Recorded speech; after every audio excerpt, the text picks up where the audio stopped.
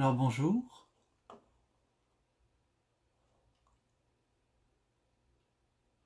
Nous allons prendre le temps d'attendre des gens qui vont arriver d'un instant à l'autre, j'imagine. S'il y a déjà des gens qui sont là, vous pouvez manifester en faisant un petit coucou. Ce serait bien apprécié.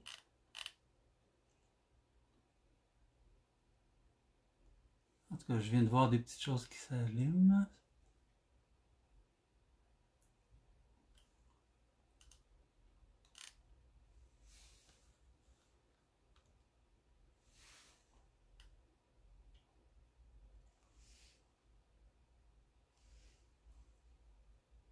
Nous allons être patients quelques instants, le temps que les gens trouvent le lien. Bonjour Caroline. Dis-moi, pendant que tu es là, pourrais-tu me dire si le son est bon parce que j'ai eu un souci technique? Un petit pouce en l'air ou un truc comme ça pour dire si ça fonctionne bien.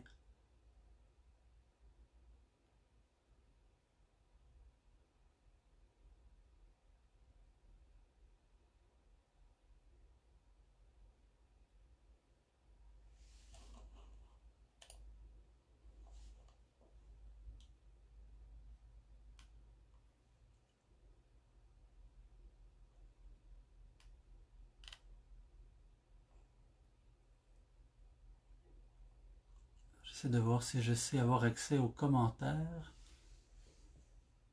On dirait bien.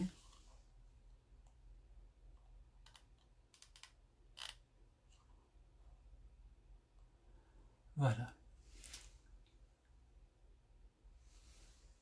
Désolé, je suis obligé de mettre mes lunettes. Alors oui, on voit qu'il y a des gens qui sont là. Yancy, Jean-François, Caroline et bien d'autres personnes déjà.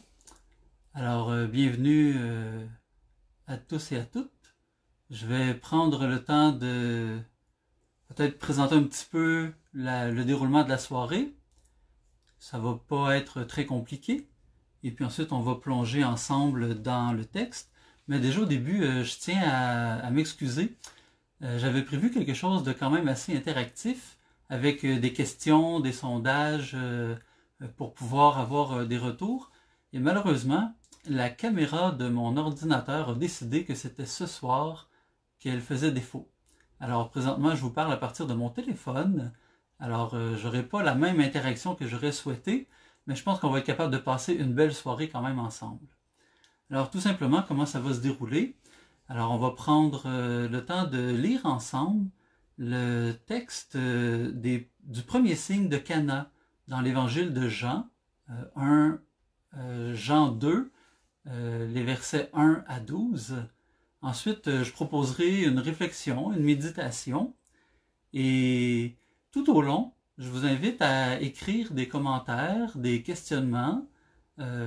Puis bon, comme je le disais il y a quelques instants, normalement, il aurait dû y avoir des questions qui vous apparaissent en pop-up pour lesquelles vous auriez pu répondre, puis ça m'aurait permis d'avoir une interaction beaucoup plus agréable. Ce sera la prochaine fois. Alors, prenons donc déjà quelques instants pour disposer nos cœurs, entrer en profondeur. Puis je tiens à dire que il y a un léger décalage entre ce que j'enregistre et ce que vous voyez, entre 15 et 20 secondes. Donc si je ne réagis pas tout de suite à ce que vous écrivez, c'est tout à fait normal. C'est que ça prend un délai avant que moi, j'arrive chez vous et que je puisse voir ensuite vos réponses. Mais je vais essayer de suivre au mieux possible. Alors, commençons donc déjà, et pourquoi pas commencer en faisant ensemble le signe de la croix. Au nom du Père, du Fils et du Saint-Esprit. Amen. Alors nous allons lire l'Évangile selon Saint Jean, chapitre 2, les versets 1 à 12. Le troisième jour, il y eut un mariage à Cana de Galilée. La mère de Jésus était là. Jésus aussi avait été invité au mariage avec ses disciples. Or, on manqua de vin. La mère de Jésus lui dit, « Ils n'ont pas de vin. » Jésus lui répond, « Femme, que me veux-tu? mon heure n'est pas encore venue. » Sa mère dit à ceux qui servaient, « Tout ce qu'il vous dira, faites-le. » Or il y avait là 6 jarres de pierre pour les purifications rituelles des Juifs. Chacune contenait 2 à 3 mesures, c'est-à-dire environ 100 litres. Jésus dit à ceux qui servaient, « Remplissez d'eau les jarres, » et ils les remplirent jusqu'au bord. Il leur dit, « Maintenant, puisez, et portez-en au maître du repas. » Ils lui en portèrent. Et celui-ci goûta l'eau changée en vin. Il ne savait pas d'où venait ce vin, mais ceux qui servaient le savaient bien, eux qui avaient puisé l'eau. Alors, le maître du repas interpelle le marié et lui dit, « Tout le monde sert le bon vin en premier, et lorsque les gens ont bien bu, on apporte le moins bon. Mais toi, tu as gardé le bon vin jusqu'à maintenant. » Tel fut le commencement des signes que Jésus accomplit. C'était à Cana de Galilée. Il manifesta sa gloire et ses disciples crurent en lui. Après cela, il descendit à Capharnaüm avec sa mère, ses frères et ses disciples, et ils demeurèrent là-bas quelques jours. Acclamons la parole de Dieu. Louange à toi, Seigneur Jésus.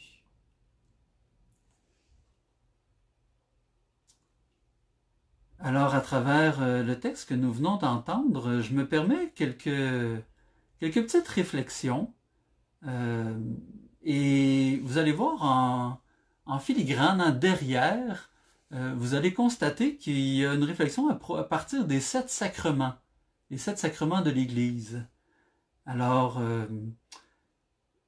ce que j'aimerais surtout souligner à travers ce qui va venir, le but c'est pas de faire une catéchèse sur les sacrements. On va en parler brièvement, mais c'est une réflexion qui montre un peu que le mariage est au centre de tous les sacrements dans l'Église.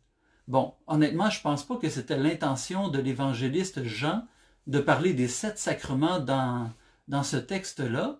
D'ailleurs, les sacrements, c'est une réalité qui a évolué, qui a connu différentes variantes au niveau du nombre, par exemple, dans l'histoire de l'Église.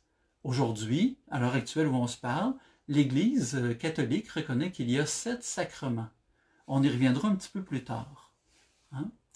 Mais déjà, dès le début, on constate que ça commence avec le mariage. C'est la première chose qui est mentionnée. Le 3e jour, il y eut un mariage à Cana de Galilée.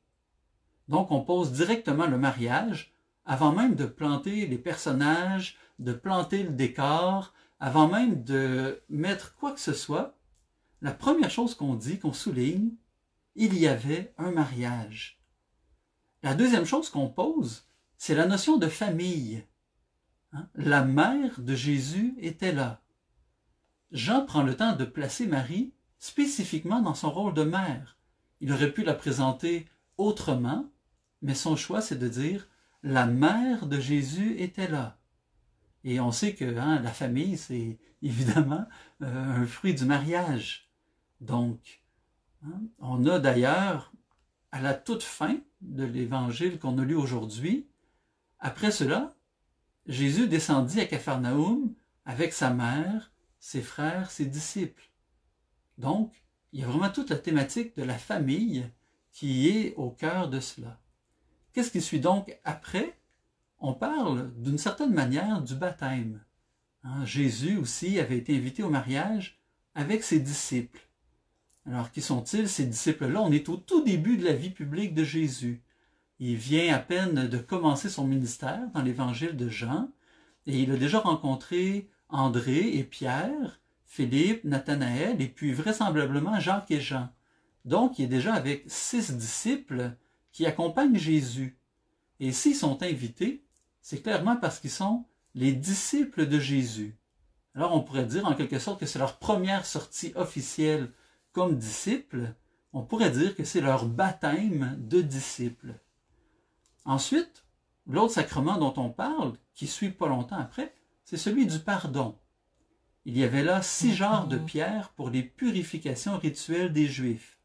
Les purifications rituelles, c'est une manière de se libérer du péché, se libérer des fautes, se libérer des impuretés, pour pouvoir entrer en relation, en communion avec Dieu.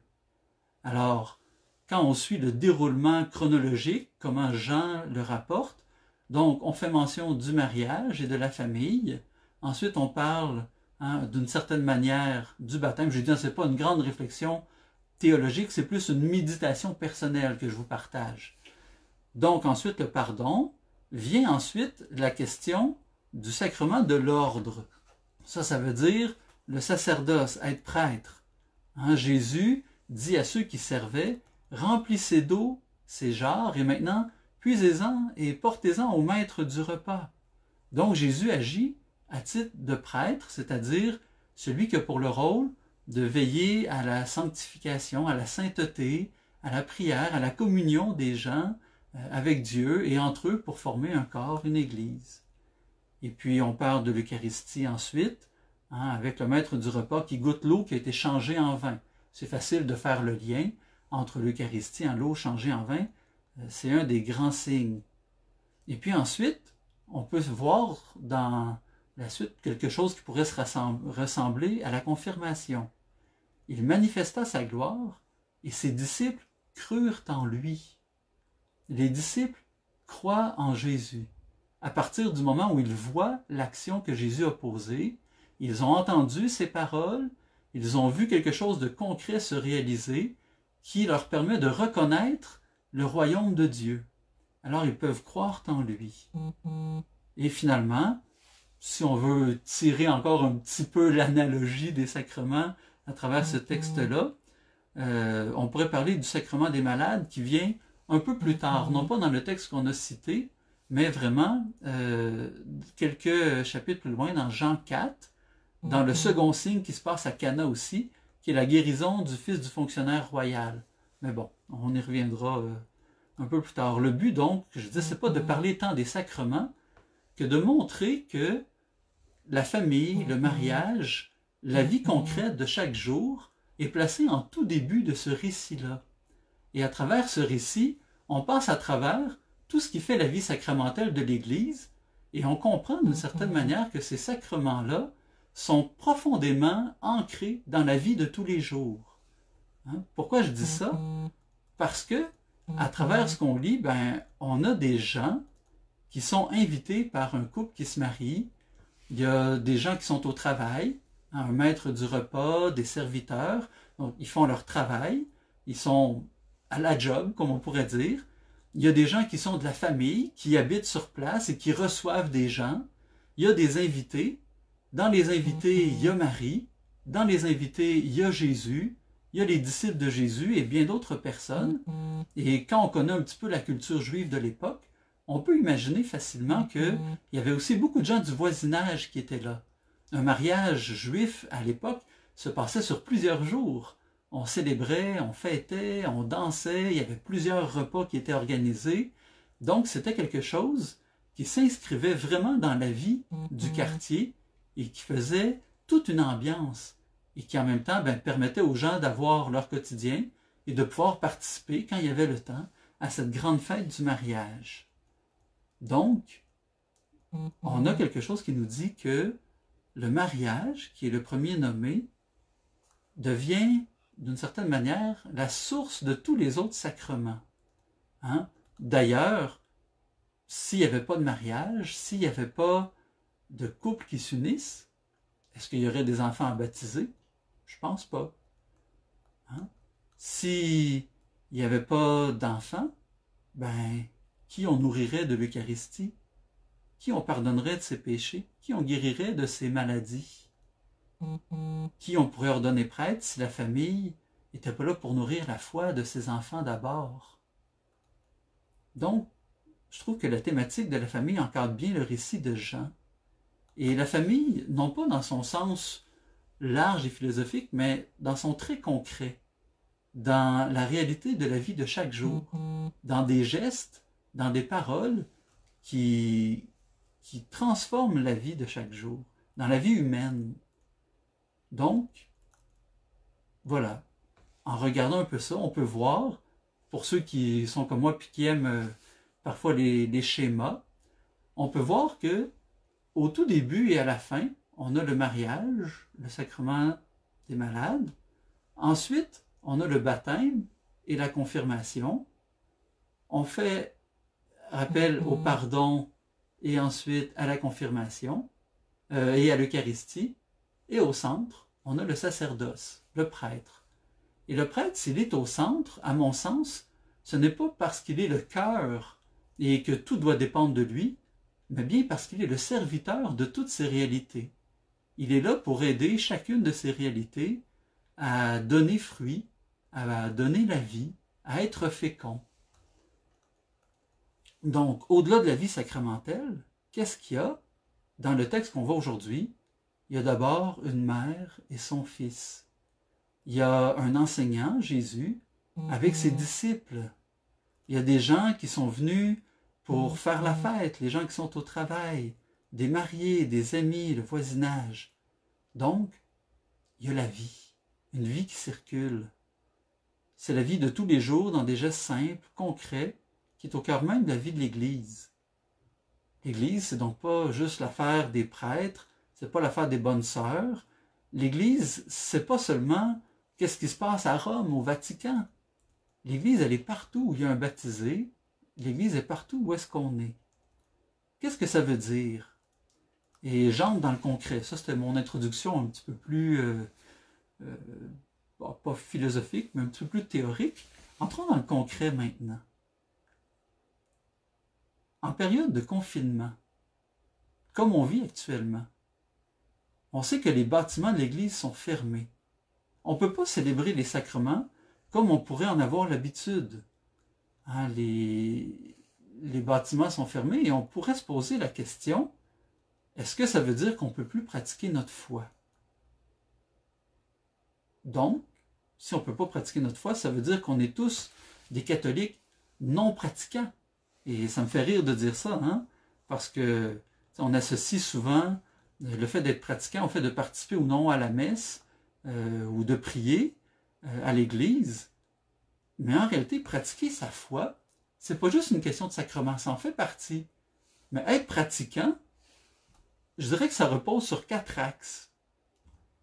Celui qui nous semble le plus évident, d'habitude, c'est la célébration, hein, comme la messe ou encore le sacrement du pardon. Mais il y a aussi la prière, la fraternité et l'engagement. Ces 4 axes, la célébration, la prière, la fraternité et l'engagement. Et on va parler un peu de ces 4-là pour nous montrer comment c'est possible, comme chrétiens, à l'heure actuelle, de vivre notre foi, de rester profondément pratiquants alors que les églises sont fermées. Qu'est-ce qu'on peut faire? Donc, déjà un petit mot sur la célébration sacramentelle. C'est sûr qu'on ne peut pas la célébrer, mais ça vaut la peine d'en dire un mot. Hein? Jésus, c'est le cœur, c'est la source, c'est le sommet de toute vie chrétienne. Donc, lorsqu'on va à l'église pour prier avec les autres chrétiens, eh bien, le but, c'est pas juste de se rassembler pour faire ce qu'il faut, hein, pour dire, ben, j'ai fait ma messe, mais c'est vraiment de célébrer sa présence agissante au cœur de la communauté chrétienne, au cœur de la vie de chaque personne. C'est de nous réjouir de ce que Jésus apporte dans la vie de chacun, de chaque personne. C'est l'occasion de mettre en commun les merveilles qu'il a accomplies dans les jours qui ont précédé notre rassemblement, de nous émerveiller en constatant que Jésus agit encore aujourd'hui, que Jésus, c'est pas juste une belle histoire d'un homme qui était très inspirant, qui a vécu ça depuis des années, puis que ça y est, c'est dans un livre, et puis on s'en rappelle, puis ça nous fait du bien. Non, lorsqu'on va à la messe, lorsqu'on chante gloire à Dieu, par exemple, ce qu'on dit, c'est, je rends grâce parce que Dieu agit encore aujourd'hui, non seulement au ciel, mais sur la terre. Hein, aux hommes de bonne volonté, il se manifeste.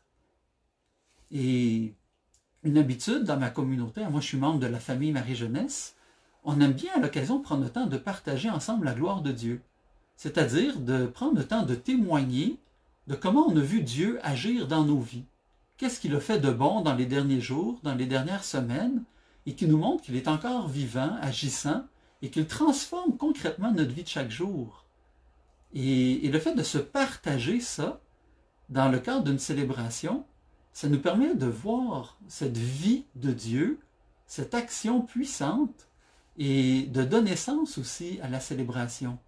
De pouvoir dire ensemble, ben lorsqu'on va repartir ensuite, lorsque le prêtre va dire « Allez dans la paix du Christ », qui va nous envoyer en mission pour témoigner, dire et donner Jésus aux autres personnes, aux autres chrétiens, ou non, qui va mettre sur notre route, bien, ça va être l'occasion de pouvoir dire « Ah ben, j'ai vu à travers le témoignage de telle personne que c'était possible de témoigner dans l'autobus, que c'était possible de témoigner au travail, que c'était possible de rendre Dieu présent à travers un geste de bonté, un service quand je suis à l'épicerie, à travers un sourire.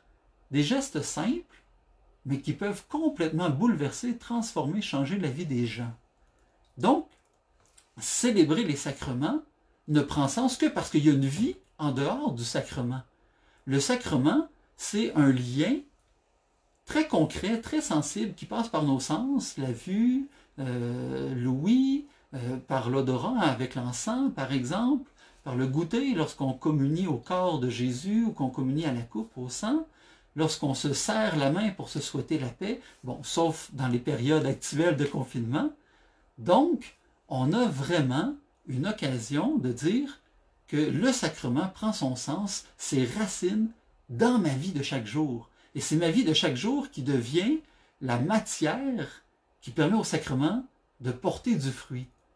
Et, dans l'autre sens, lorsque je me nourris du sacrement, et le sacrement, c'est pas juste d'entendre la parole et d'aller manger Jésus, mais c'est le sacrement de l'Église rassemblée, de celui qui est assis à ma gauche, à ma droite, de cette personne qui va parler devant, qui va proclamer l'Évangile en mon nom, qui va aller faire des prières universelles au nom de tous. Donc c'est de communier à tout cela, et bien en recevant de chaque personne ça, puis après la messe, en prenant le temps de parler sur le perron de l'église, ou des fois on se rassemble quelques-uns après pour aller prendre un café quelque part, et puis discuter de ce qu'on a entendu dans la messe, ben c'est cette occasion-là de pouvoir dire, ben, cette nourriture reçue devient une occasion au sacrement de porter du fruit dans le quotidien. Le quotidien nourrit le sacrement nourrit le quotidien. C'est-tu pas merveilleux, ça? Alors c'est ça le sens du sacrement, le sens de la célébration. On pourrait parler aussi du sacrement du pardon et des autres sacrements, mais limitons-nous aujourd'hui pour l'instant à la messe. Donc, au-delà de la vie sacramentelle maintenant, on a dit qu'il y a 3 autres axes.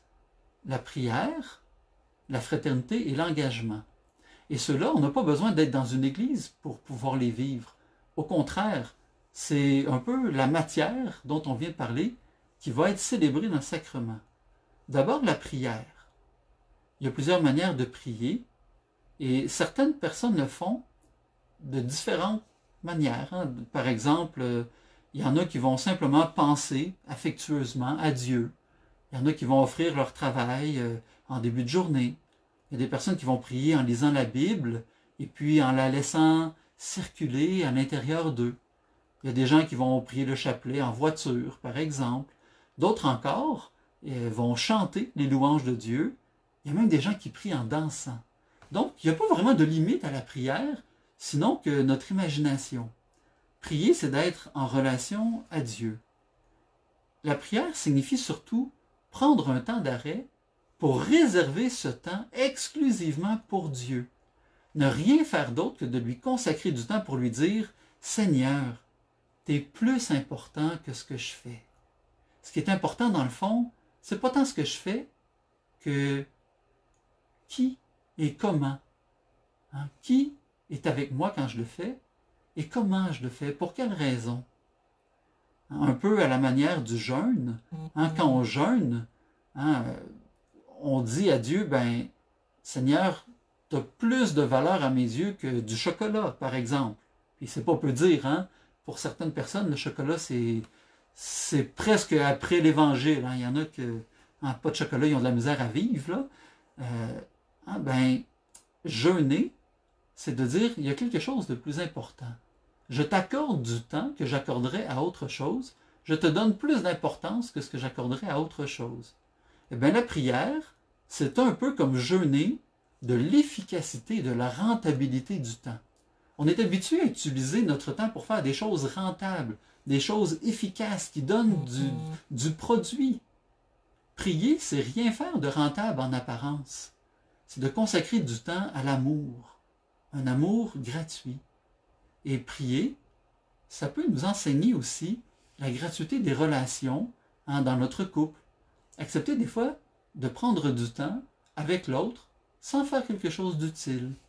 Quand on offre des fleurs, c'est pas forcément utile, c'est gratuit, c'est d'une manière un peu froide, une perte d'argent.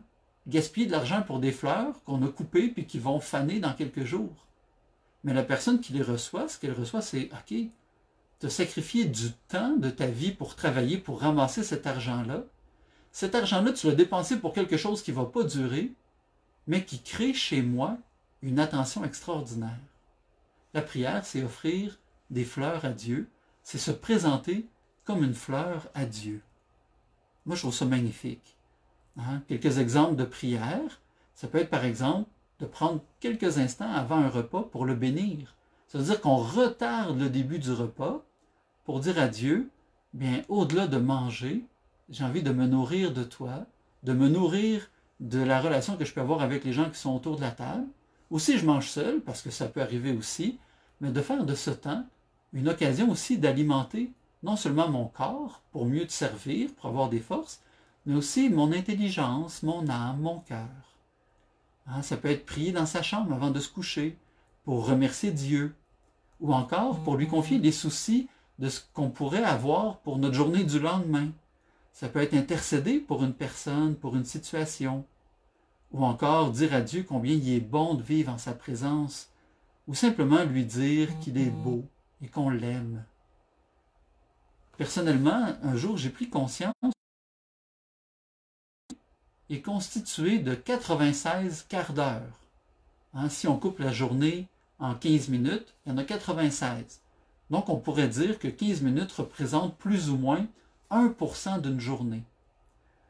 Alors, je me suis dit, qu'est-ce que c'est que de prendre 1% le matin pour parler à Dieu, pour lui consacrer ce temps-là de manière non rentable, mais pour lui dire que je veux passer la journée avec lui, et prendre un autre pourcent de ma journée, donc seulement 15 minutes le soir, pour lui dire tout simplement, Seigneur, je te remercie pour la journée. Il y a eu des choses extraordinaires et je veux te rendre grâce pour ça. Il y a des choses qui m'ont un petit peu bouleversé, que je n'ai pas compris. Mais je te demande tes lumières pour demain. Je te demande de m'éclairer pour la suite. Je te demande de baigner aussi de pardon et de miséricorde ce qui a pu être difficile.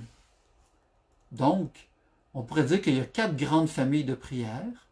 La prière de demande, demander quelque chose pour soi. Il y a la prière d'intercession, donc demander pour les autres ou pour une situation. Par exemple, dans le cas de la pandémie, on peut faire une intercession pour demander au Seigneur d'éclairer les gens qui travaillent pour soulager ceux qui souffrent, qui viennent aussi consoler ceux qui sont seuls, ceux qui peinent, ou d'accompagner les gens dans le deuil.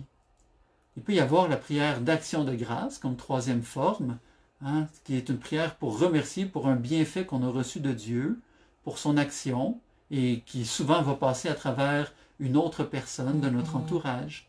Et la louange, donc cette prière gratuite, comme on le disait tout à l'heure, pour dire à Dieu qu'il est beau, tout simplement.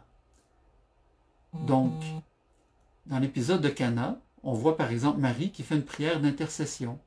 Elle se tourne vers Jésus, elle dit « Ils n'ont plus de vin ». Et Jésus va entendre cette prière. Et remarquez que dans l'intercession, Marie ne dit pas à Jésus quoi faire.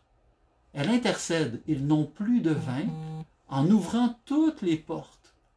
Elle se garde disponible, elle se garde accueillante à ce que Dieu voudra bien faire comme action. Et d'autre part, eh bien, elle donne à Dieu toute l'occasion de l'initiative. Quelle belle prière toute simple. Donc normalement, comme je le disais tout à l'heure pour ceux qui se sont rajoutés, j'avais prévu des questions qui devaient arriver en pop-up. Là, il y en aurait eu une ici. Pouvez-vous m'écrire un exemple dans votre quotidien de prière que vous pouvez faire alors que l'Église est fermée à l'heure actuelle, comme bâtiment? Là, je ne peux pas vous l'envoyer parce que la caméra de mon ordinateur a planté et je dois utiliser mon téléphone. Et avec le téléphone, je ne peux pas vous envoyer ces questions-là. Alors, s'il y en a qui ont envie, ben, vous pouvez répondre à la question déjà, cette première question, en écrivant un exemple de prière. Hein? Comment vous priez, vous, alors que vous n'êtes pas avec d'autres personnes? Comment vous consacrez du temps à Dieu personnellement? On a donné plusieurs exemples. Peut-être qu'il y en a qui vous rejoignent, que c'est votre cas. Peut-être que vous avez d'autres formes aussi que vous aimeriez partager avec les autres et qui vont nous permettre de nous nourrir. Et pendant ce temps-là, je continue sur la question de la fraternité. On a parlé qu'il y avait 4 grands axes pour pratiquer notre foi. La célébration, dans les sacrements. On vient de parler de la prière. Là, on va parler de la fraternité. La fraternité, qu'est-ce que c'est? C'est tout ce qui touche la gratuité dans les relations humaines.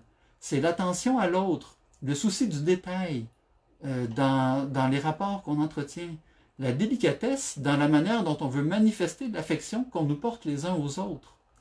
Hein, je vous donne un exemple. Moi, j'ai une amie, elle connaît plein de détails sur toutes les personnes de son entourage. Et puis quand on veut organiser une fête, ben, c'est toujours elle qu'on va consulter pour savoir qu'est-ce qui ferait vraiment plaisir à la personne qu'on fête.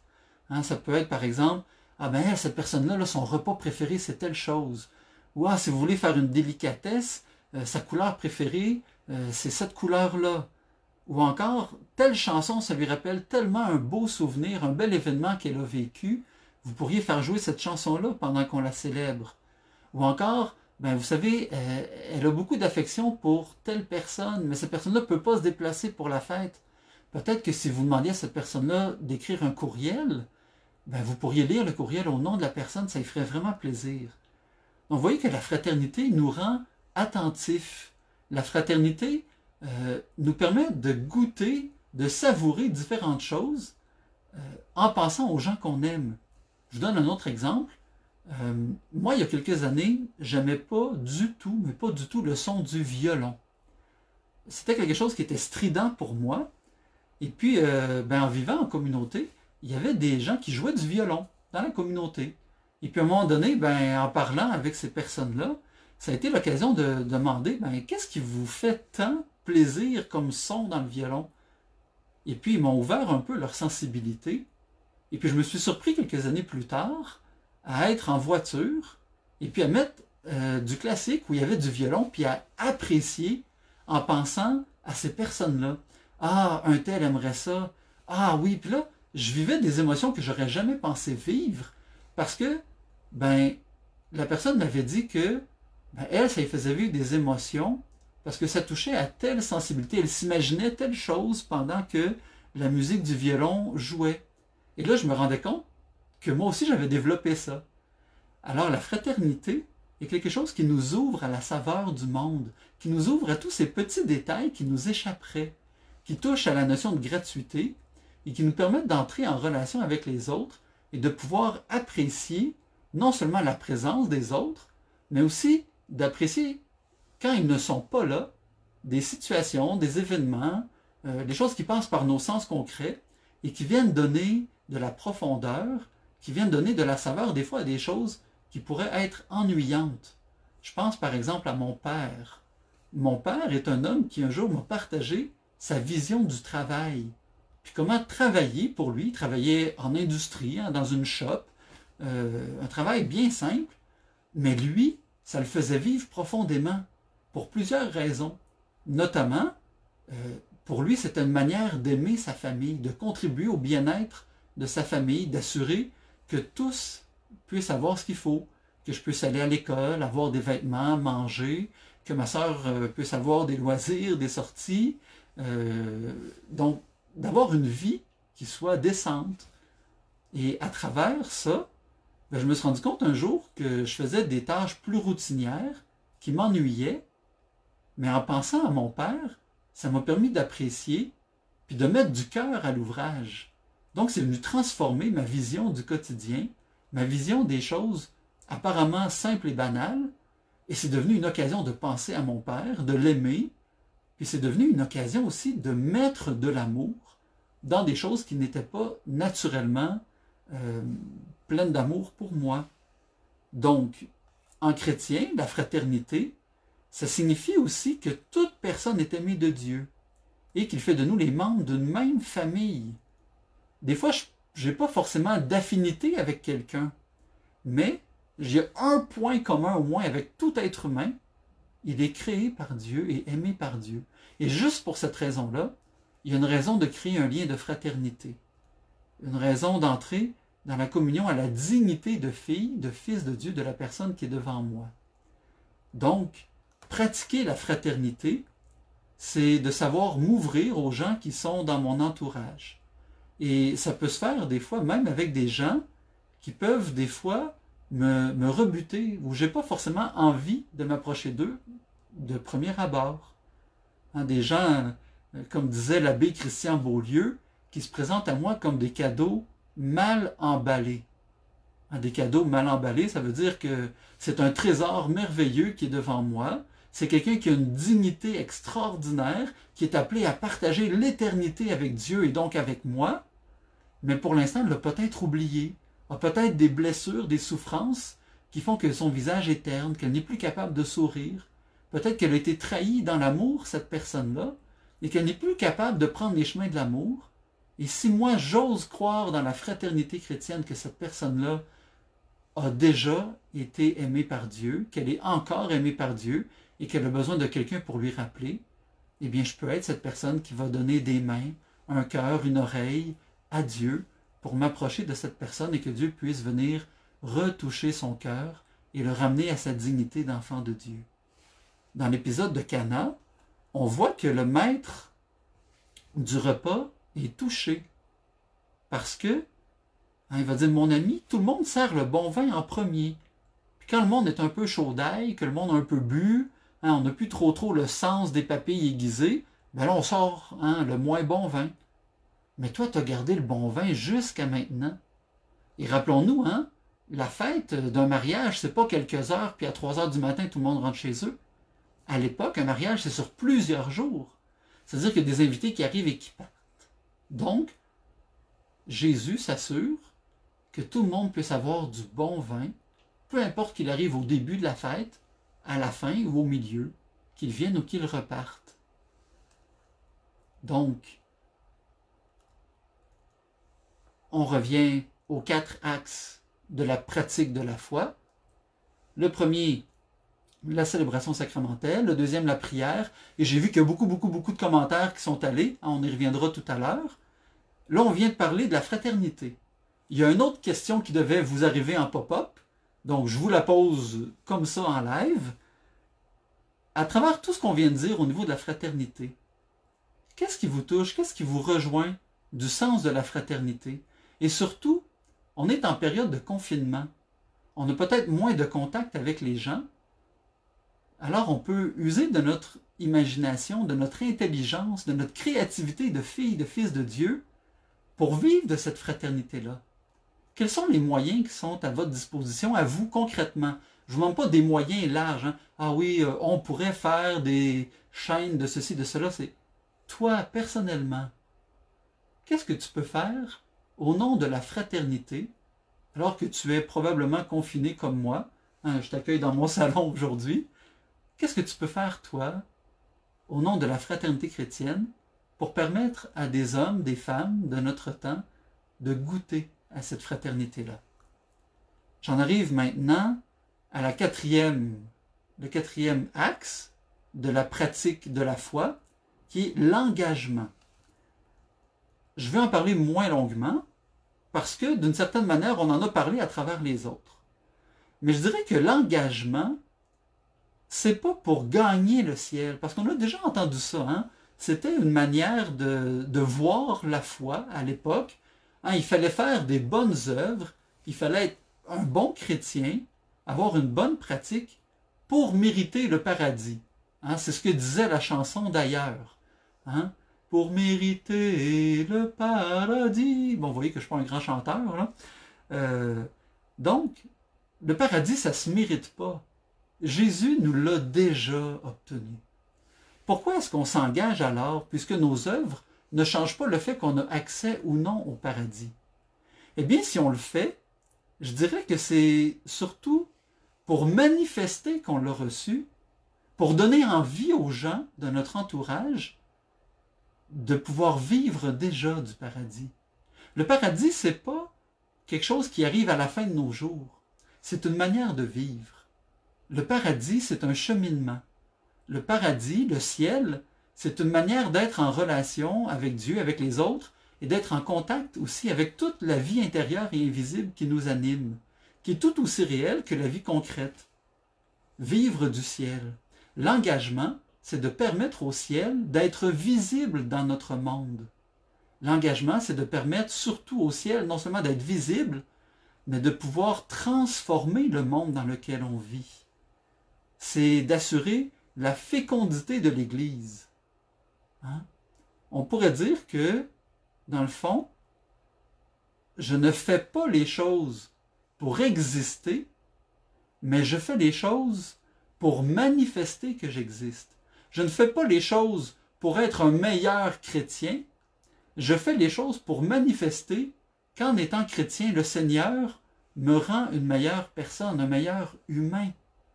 Que la vie de foi, la vie de prière, que la vie de fraternité, que la vie célébrée, notamment dans les sacrements, vient faire surgir les gestes les plus beaux, les pensées les plus nobles, les paroles les plus pures. Et c'est ce qui vient élever le monde dans lequel je vis, c'est ce qui vient lui révéler sa beauté. Parce que malheureusement, on le voit, notre monde et les gens avec qui nous vivons, et souvent nous-mêmes, moi le premier, même si je suis religieux depuis bientôt 25 ans, prêtre depuis une douzaine d'années, ça m'arrive souvent d'oublier que Dieu a créé un monde beau, un monde bon, un monde agréable, un monde extraordinaire. Et quand je regarde la célébration de Cana, on s'entend qu'au temps de Jésus, comme à notre temps, il y avait du beau et du moins beau, et Jésus a pris le temps d'aller célébrer la vie, a pris le temps de se mêler aux gens qui vivaient quelque chose d'extraordinaire. Ben, c'est ça, s'engager, c'est de se mêler à la vie du monde, et un peu comme l'âme est présente dans le corps, eh bien notre présence de chrétien vient vivifier le monde dans lequel on vit. Notre engagement permet à ce que la foi, à ce que Dieu puisse rencontrer les gens d'une autre manière que par les sacrements qu'on célèbre. Nous devenons, d'une certaine manière, sacrements. C'est-à-dire, nous devenons un lien entre le monde visible et le monde invisible, entre Dieu et nos frères et sœurs en humanité. C'est vrai pour le prêtre, c'est un des rôles premiers du prêtre. Mais rappelons-nous que tout baptisé a ce rôle-là, cette mission-là. Tout baptisé est appelé à être un pont entre ciel et terre. C'est là le sens de notre vie, et c'est ce qui fait que nos journées deviennent belles et agréables. C'est que peu importe ce qu'on vit, et même si c'est de la souffrance, eh bien, l'engagement de notre foi nous dit que même dans la souffrance, même dans les imprévus, même dans les situations qui ne sont pas idéales, qui ne sont pas forcément agréables, il y a une manière de rencontrer Dieu. Et mon engagement envers les plus pauvres, les plus démunis, les personnes souffrantes, envers les personnes qui sont plus demandantes, plus exigeantes, mon engagement à travers des organismes qui viennent aider, mon engagement à travers aussi ma vie intérieure, ma vie de foi, mon engagement à travers mes offrandes qui sont souvent secrètes, cachées, devient une manière pour Dieu de venir nourrir mon âme, de venir nourrir ma vie et de produire du sens à travers des choses qui apparemment n'en ont pas. Pensons simplement à la mort ou au deuil. M'engager à prier pour les défunts, m'engager à soutenir les gens endeuillés, permet de produire un sens dans la fraternité, dans la prière, dans le sacrement. Donc, un monde qui a besoin de foi et un engagement au nom de Jésus. Il y a un sage qui disait un jour, dans le monde dans lequel nous vivons, des gens qui offrent des verres d'eau, il y en a par milliers. Mais combien l'offrent au nom de Jésus? On se rappelle, Jésus le disait, « Un simple verre d'eau donné en mon nom trouvera sa récompense. » L'engagement, c'est pas juste de faire des bonnes actions, mais de le faire au nom de Jésus, au nom de mon appartenance à sa grande famille, au nom de ma foi que l'humanité est aimé de Dieu. Mon engagement permet à l'amour de Dieu de venir prendre mon amour et de l'élever à un rang encore plus beau, plus noble, plus pur. L'engagement devient quelque chose d'extraordinaire. C'est, ben tiens, comme le dit Martine, là, que je suis en train de lire, c'est une attitude qui met en branle ce qui nous motive face à ce en quoi ou envers qui on s'est engagé. Un sentiment intérieur qui est renforcé. Merci Martine, c'est une belle réflexion. Pourquoi je dis ça au nom de Jésus? Parce que les valeurs d'une personne, aussi belle, aussi riche, aussi noble soit-elle, si elles ne se traduisent pas par un geste concret, ça reste une belle théorie. C'est comme une partition pour un orchestre symphonique qu'on a sous les yeux, mais il n'y a pas de musicien pour la jouer. Sauf quelques rares personnes qui peuvent entendre la musique juste en la lisant, sans même avoir des instrumentistes. Peu de gens vont pouvoir être touchés, séduits, attirés par la beauté de la musique. Ça prend des gens pour la jouer, cette musique, pour l'interpréter. Eh bien, c'est pareil pour les valeurs de foi, c'est pareil pour l'Évangile. Si nous, comme chrétiens, on ne s'engage pas, il n'y aura pas la musique de l'Évangile dans notre monde. Et notre monde a tellement besoin de la musique de l'Évangile, de la musique de l'amour, de la bonté, de la paix, de la miséricorde, de la musique de la pureté, de la bienveillance. Alors soyons de ces musiciens à travers l'engagement. Donc, dans l'épisode de Cana, pour y revenir, on voit un bel exemple d'engagement, celui des serviteurs. D'abord, ils prêtent l'oreille à l'invitation de Marie. Ils sont appelés par Marie à se tourner vers Jésus, à mettre en pratique son enseignement. Et qu'est-ce que Jésus va faire? Eh bien, il va les inviter. Et s'ils n'avaient pas écouté Jésus, s'ils n'avaient pas engagé leur foi, bien, qu'est-ce qui se serait passé? Rien. Il n'y aurait pas eu d'eau changée en vin. La fête serait finie beaucoup plus rapidement et probablement avec une tristesse. Dans le cas qui est celui de Cana, eh bien, on s'aperçoit que la joie arrive et que la joie est même multipliée. Rappelons-nous, ce maître de la fête qui dit « Mais voyons, tu as gardé le meilleur jusqu'à maintenant. C'est extraordinaire. » Eh bien, garder le meilleur jusqu'à maintenant, c'est parce qu'ils se sont engagés qu'ils ont pu en voir les fruits. Soyons de ceux qui s'engagent. Donc, la célébration est une des manières de pratiquer notre foi, mais il y a aussi la prière, la fraternité et l'engagement. Encore une fois, une question pop-up qui devait arriver. Je vous la pose, si vous voulez répondre, allez-y fort, ça va permettre d'inspirer les gens.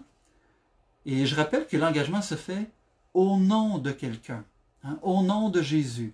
Pas juste au nom d'une valeur, mais au nom de Jésus. Nous sommes dans une période de confinement. Le gouvernement, il y a quelques jours, a fait un appel au bénévolat. Ceux qui sont capables de s'engager, qu'est-ce qu'on peut faire comme engagement dans notre milieu? Il y a peut-être des gens parmi nous qui sont déjà au travail et qui peuvent donner corps à leur engagement parce qu'ils sont dans les services essentiels, dans la société, auprès des gens qui sont souffrants ou malades. Il y a peut-être des gens qui ne peuvent pas aller travailler, mais qui ont des disponibilités, leurs conditions de santé le permettent.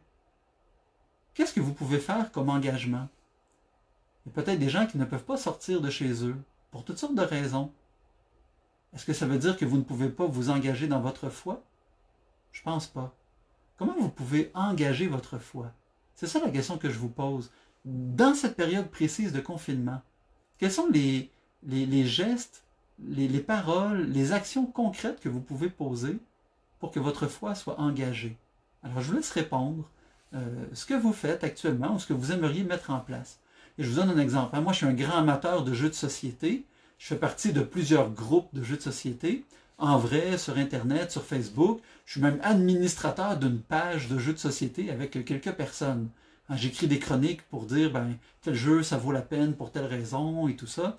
Donc, vous voyez, je suis un passionné de plein de choses, notamment les jeux de société. Aujourd'hui, j'invitais les gens de mon groupe de jeux de société, qui ne sont pas forcément chrétiens, mais à engager, hein, dans jeu de société, il y a le mot société. Comment on peut faire société aujourd'hui? C'est si important pour nous. Et je disais, il y a peut-être des gens qui ont l'habitude d'acheter un jeu de société par mois ou par semaine. Et si on prenait l'argent d'un jeu qu'on achetait pour l'offrir à un organisme qui vient en aide à des gens qui, par exemple, en raison de la situation actuelle, n'auront pas l'argent pour payer tous les repas. Hein? Ou encore, peut-être des gens auraient mis 2 heures pour jouer à un jeu aujourd'hui. Si on investissait ces 2 heures-là pour pouvoir aller aider quelqu'un à quelque part, ou encore faire un téléphone. Il y a même quelqu'un qui me disait, moi je ne peux pas sortir de chez moi, alors ce que je fais, c'est que je joue à des jeux de société en ligne avec les enfants de personnes qui font du travail à la maison. Comme ça, les enfants sont occupés et ça permet à ces gens-là de bien travailler. Un genre de gardiennage à distance. Vous voyez l'imagination, la créativité pour engager notre foi. Donc, ce qu'on découvre, c'est que, et on le disait en tout début, s'engager à pratiquer notre foi, c'est pas juste une question d'aller à la messe, c'est pas juste aller à l'église. Il y a toute une vie autour, et c'est cette vie-là qui vient nourrir la célébration, qui vient nourrir la messe, qui vient nourrir la communion des gens qui se rassemblent, qui font église. Alors on se rend compte que la période de confinement qu'on vit nous invite à repenser notre manière de faire église. Et c'est tant mieux dans le fond. Pas tant mieux l'événement, on s'entend. Je ne suis pas en train de dire « Merci Seigneur parce que c'est donc agréable ce qui se passe ». Non, non, non, non. Hein, on ne court pas après ce genre de souffrance-là, de situation-là, mais on sait aller tirer profit de ça. Qu'est-ce qu'on peut en sortir de bon? Eh bien, moi, ce que j'aime, c'est simplement d'aller chercher quelque chose de bon dans ce qui n'est pas bon. Oh, pardon, je me répète, petite distraction, parce que je viens de voir un commentaire qui est passé, les joies du direct. Donc, qu'est-ce que je suis en train de dire, moi, là? Prendre une petite gorgée d'eau, ça va m'aider. En son nom, faites de même. Donc, on arrive à la fin de notre temps de partage. Repenser notre manière de faire Église. Repenser notre manière de pratiquer notre foi. Oui, dans les sacrements, c'est important. Mais on se rend compte qu'il n'y a pas que ça. Qu'on peut vivre notre foi autrement, qu'on peut faire Église autrement, qu'on peut célébrer notre joie d'être ensemble autrement. On doit être créatif. Ah oui, c'est là où j'étais. Être créatif dans notre manière d'entrer dans notre vie intérieure et de lui permettre de porter du fruit dans notre monde. Et c'est ça les noces de Cana. On parle de noces, donc de fécondité, de joie. Et c'est là où notre joie devient importante. La joie des chrétiens ne vient pas des événements ou des situations extérieures, ne dépend pas des circonstances. Jésus nous l'a dit, hein, je suis venu pour que votre joie parfaite, qu'elle soit complète, que vous ayez ma joie en vous et qu'en vous, ma joie atteigne sa perfection. Donc, forcément, ça veut dire que la joie ne dépend pas des choses extérieures à nous. Elle dépend surtout du fait que nous sommes aimés de Dieu. Et que ça, c'est vrai, peu importe les situations, les circonstances, peu importe l'état de mon cœur, l'état de ma conscience, peu importe ce que j'ai fait, que j'ai pas fait, peu importe les péchés que j'ai pu commettre, que j'ai pu subir des autres et qui sont venus brunir mon cœur, le noircir, altérer sa beauté, ça n'empêche pas Dieu de m'aimer. Et c'est ça la joie des chrétiens. Et c'est pour ça que c'est important de manifester notre joie, spécialement dans un temps où c'est difficile d'avoir des motivations extérieures pour la joie. Et les joies extérieures viennent manifester d'une certaine manière cette délicatesse, cette tendresse à travers la fraternité, la prière, la célébration et l'engagement. Donc, j'arrive vers la fin. Il y a eu beaucoup de partages qui ont été faits. Malheureusement, je ne suis pas capable de bien suivre parce que je suis sur mon petit téléphone. Hein, comme je le disais au début, j'ai eu un problème de caméra, puis normalement, je devais avoir mon ordinateur avec tous les commentaires sur le côté, pouvoir y revenir. ce que je nous invite, en terminant, c'est de prendre le temps, peut-être de relire certains commentaires qui ont été faits pour nous inspirer, hein, pour dire, ben, comment je peux renouveler ma prière en ce temps de confinement? Comment je peux renouveler des attitudes, des gestes concrets de fraternité? Comment je peux nourrir mon engagement? Et quand on va se retrouver dans quelques semaines, quand les portes des églises vont s'ouvrir, notre joie d'aller à l'église pour célébrer va être encore plus grande. Et on va avoir plein de choses à se dire. Puis j'espère qu'on va oser arriver un peu avant la messe pour se parler. Pour pas juste venir assister à la messe, mais participer, célébrer réellement. Parler avec des gens et dire comment tu as vécu ton temps de confinement, qu'est-ce que tu as vécu de beau, comment tu as vécu ta prière, comment tu as nourri ta fraternité, et qu'on puisse se le dire. Et puis qu'au moment peut-être de chanter le gloire à Dieu, qu'on puisse prendre tout ça comme un gros bagage, puis lancer comme des fleurs au bon Dieu pour le remercier d'avoir pu vivre en chrétien à travers tout ce temps-là, alors que les gestes, les habitudes étaient peut-être pas au rendez-vous, les facilités des sacrements n'étaient pas là. Et qu'on puisse se dire, waouh, c'est donc riche, c'est donc beau d'être chrétien, d'appartenir à la grande famille de Jésus. Et qu'en sortant de la messe, qu'on reste longuement dans l'église, qu'on reste longuement sur le perron de l'église, ou qu'on se donne des rendez-vous pour dire, hey, on va aller continuer ce qu'on a dit là, on va le mettre en pratique. Tu sais, si on se mettait ensemble pour aller donner un coup de main à quelqu'un qui a besoin, que notre aller dans la paix du Christ soit pas, bon, ça y est, la messe est finie, j'ai fait ce que j'avais à faire, check sur ma liste, je peux aller m'occuper de mes petites affaires. Non, que je puisse continuer à vivre d'engagement, de fraternité, que ma prière puisse être nourrie à travers tout ça. Et comme le dit Jean-François, on vit un gros jeûne de sacrements à travers le carême en ce moment. C'est pas rien. Ben, que ce jeûne-là ne soit pas une privation triste, mais que ce soit un vrai jeûne. Qu'on en fasse un jeûne, c'est-à-dire une occasion de croissance, ou est-ce qu'en se privant de quelque chose qui n'est pas forcément mauvais, on peut donner toute l'importance à Dieu dans notre vie, toute l'importance à nos sœurs et à nos frères. Que ce désert qu'on vit et qui peut paraître sec, comme le dit Caroline, puisse devenir une oasis, puisse devenir une source jaillissante de vie, puisse devenir une source de fécondité. Ça va être sec dans la mesure où on va choisir qu'il est sec, ça va être abondant, ça va être fructueux dans la mesure où notre foi va être engagée, où notre fraternité va être en action, où notre prière va être concrète. Alors pour conclure, puisqu'il faut bien conclure, on a parlé de Cana. On s'est rappelé que la famille, le couple, est au centre de la vie, que c'est le cœur de l'Église. Sans la famille, sans le couple, il n'y en a pas d'Église.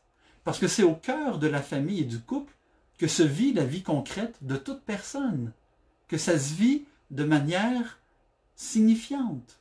Sinon, ce serait quelque chose qui plane dans les airs. Non, la vie de l'Église est concrète. Dieu s'est incarné, il a pris un corps pour partager notre humanité. Il est venu dans une famille, il a aimé sa famille, il a accompagné sa famille comme il a pu. Il a même élargi sa famille pour inclure ses disciples, pour nous inclure en définitive. Une grande famille. On a parlé aussi, à travers Cana, que l'Église, comme institution, ce n'est pas sa raison d'être une institution, mais sa raison d'être, c'est d'être au service de toute personne, de tout membre de cette grande famille humaine. On s'est dit aussi que la foi, c'est pas seulement l'affaire de Rome, c'est pas l'affaire des prêtres et des sacrements seulement. Ça en fait partie, c'est clair, c'est important. Mais tout ce qui se passe à Rome est là pour alimenter la vie de chaque chrétien, de chaque personne, de chaque enfant de Dieu. Les prêtres sont là pour servir le mariage, pour servir les gens, les familles, les couples, pour être là, pour aider, pour accompagner. C'est une vie dédiée. Mais pour ça, il faut des gens qui s'engagent et qui demandent. Il ne faut pas juste attendre que l'Église nous dise quoi faire. Il faut être proactif, imaginatif. Il faut être créatif. Il faut donner corps. Et c'est ce qu'on a dit que c'était possible. Si les sacrements, c'est une affaire qui se fait principalement avec l'Église institutionnelle, pour reprendre un grand mot, bien, tout ce qui touche les autres pans de la vie de l'Église, ben, c'est dans les mains de chacun. On le rappelle, la fraternité, la prière et l'engagement. Et dans la prière, on a parlé de 4 manières de prier. La prière d'intercession, la prière de demande, la prière d'action de grâce et la prière de louange. Donc la vie de foi, elle est concrète, elle porte des fruits de beauté, de bonté et de joie. L'Église, elle est concrète aussi. L'Église, c'est pas un mot vide. C'est facile de dire « Ah, l'Église ceci, l'Église ça. Ah, quand l'Église va enfin ceci ou cela. » L'Église, c'est moi, c'est chacun de nous. Alors quand je dis « J'aimerais que l'Église ceci », la question que je dois me poser, pour être tout à fait honnête, qu'est-ce que je peux faire pour que l'Église, qui est moi, puisse déjà être en marche dans mon désir, qu'elle puisse être en action dans tel ou tel aspect de la vie. Donc, je vous invite à prendre quelques instants en silence. En silence, et on va faire une courte prière pour terminer, dans laquelle on va demander à Dieu de nous aider à nous engager personnellement envers lui, envers notre prochain et envers nous-mêmes aussi. Au terme de ce temps d'échange, de partage que nous avons eu ensemble, une question. Quelle action concrète je choisis de poser? Quels moyens je me donne? Quelle force, quel talent, quel charisme, quelle passion je mets en œuvre dans ma vie pour vivre et faire vivre l'Église de Jésus? Prenons quelques instants pour méditer sur cela.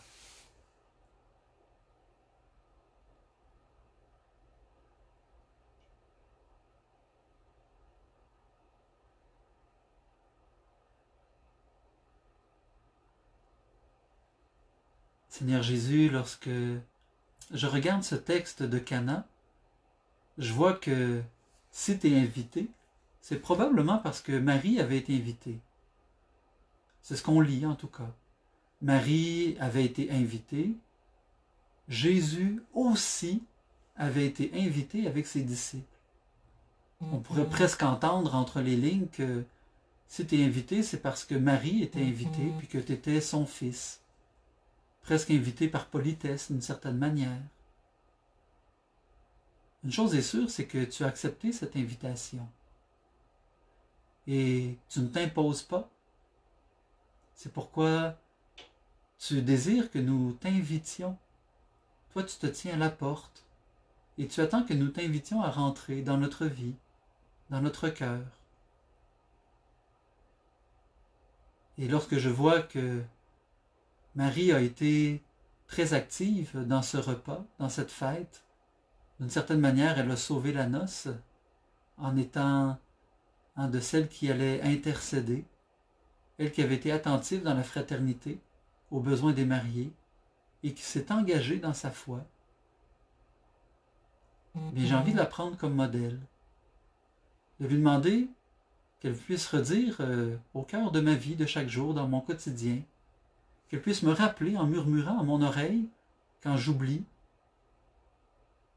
fais tout ce que Jésus te dira. Un peu comme s'il disait, tu sais Francis, moi, un jour j'ai dit au Seigneur que tout se passe pour moi selon ta parole. Et les fruits dans ma vie ont été extraordinaires. Alors ce qu'il a accompli pour moi, et qui fait que je suis si heureuse, j'ai envie qu'il accomplisse pour toi. Le bonheur que je goûte, Francis, Dieu veut te le donner aussi. Moi, Marie, j'ai envie que tu puisses entrer dans cette joie et que ta joie puisse faire du bien au monde dans lequel tu vis. Francis, tout ce que Jésus te dira, fais-le. Alors Marie, j'ai envie de répondre avec toi. Je suis le serviteur du Seigneur, que tout se passe pour moi selon ta parole. Mais Marie, aide-moi à être attentif à cette parole. Garde mon cœur ouvert et disponible.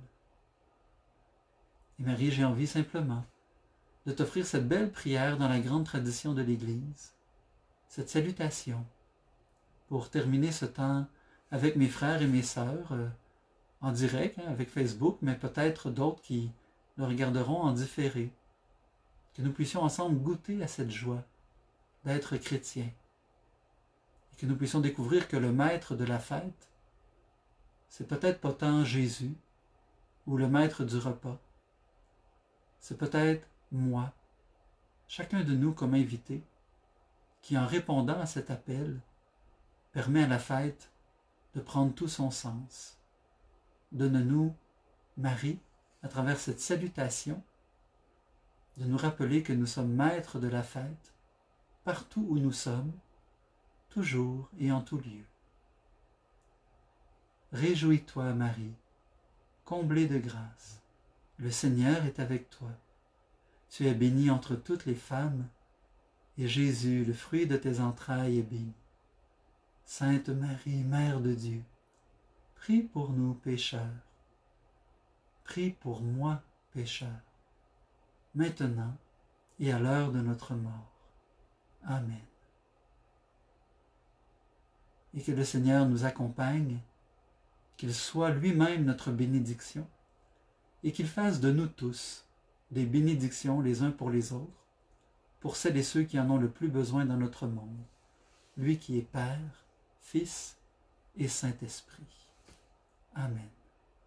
Je souhaite à chacune, à chacun une bonne fin de soirée, en espérant que ce temps d'échange et de partage vous a été aussi agréable à vous qu'à moi. Encore une fois, je suis désolé que l'interaction n'a pas pu être aussi chargée que je l'aurais souhaité. On va essayer de réparer les affaires d'ordinateur pour que dans une prochaine rencontre, on puisse avoir beaucoup plus d'interaction. Bonne soirée, bonne suite, puis n'hésitez pas à écrire si vous avez envie de partager les fruits de ce qu'a pu provoquer ce temps de partage ensemble. Merci de manière particulière à toute l'équipe de la paroisse de la Croix-Glorieuse qui a rendu cette rencontre possible, particulièrement à Jean-François Hamel, qui est en train de mettre des choses en place extraordinaires pour s'assurer que tous puissent être nourris dans sa foi. Alors que le Seigneur accompagne chacune et chacun. Bonne fin de soirée. Mon affection fraternelle pour chacune et chacun d'entre vous. Salut!